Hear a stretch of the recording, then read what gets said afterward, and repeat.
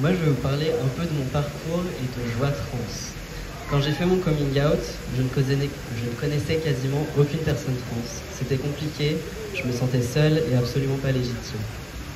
Grâce à ma sœur, j'ai pu aller passer quelques jours à Douarnenez, où j'ai rencontré deux copaines hyper chouettes avec qui j'ai tissé des liens très forts. Et elles m'ont littéralement pris par la main et m'ont présenté à beaucoup d'adeptes. Grâce à elle, je me suis enfin sentie entourée et j'ai commencé à comprendre beaucoup de choses par rapport à mon identité de genre. Au final, je suis allée passer tout l'été dans cette petite ville du Finistère Sud. J'ai créé mon petit cocon. C'était très doux et j'aurais pas pu rêver mieux comme début de transition. J'ai assez vite eu le projet de prendre de la testo. En tant que personne non binaire, faire une transition médicale, c'est souvent compliqué à appréhender.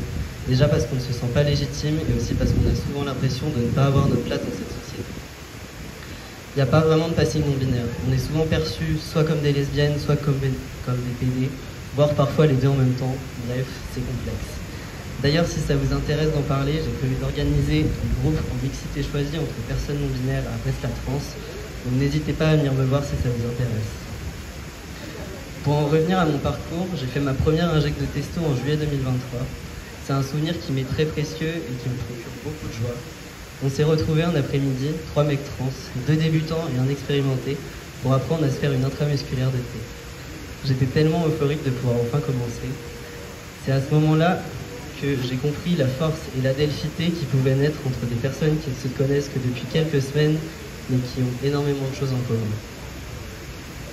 J'ai passé tout mon été à scruter mon corps et voir tous les petits changements qui s'opéraient. Si vous côtoyez des transmasques, vous savez à quel point on peut être relou au début. Je sais pas combien de fois mes amis ont entendu la phrase « Mais si, regarde, j'ai un bébé duvet !» Il y a même une période où je m'enregistrais plusieurs fois par jour pour voir si ma voix avait pas baissé un peu, ne serait-ce que de quelques décibels. Donc spoiler, ma moustache n'est toujours pas présente, mais ma voix a bien mieux. Faire cette transition m'a sauvé la vie, et il y a ne serait-ce qu'un an, j'aurais jamais pu imaginer avoir autant avancé. J'ai eu la chance d'être très bien entouré, mais surtout de pouvoir profiter des droits qui ont été durement acquis par les militants et militantes trans ces dernières années. Et d'ailleurs, aujourd'hui, on est là pour continuer à lutter et faire entendre nos voix.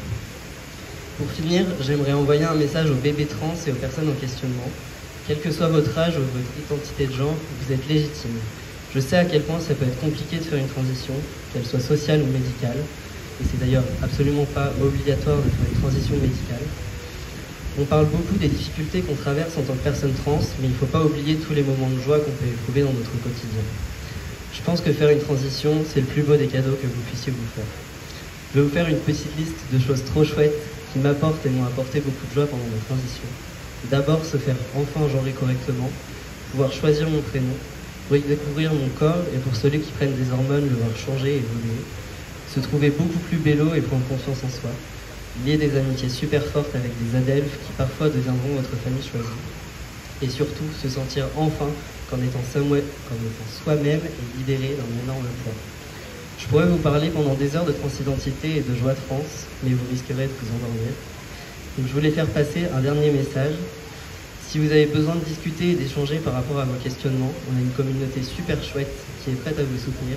Donc n'hésitez pas à venir faire un tour à Brest-la-France, on vous accueillera avec plaisir. Merci à tous d'être venus aujourd'hui.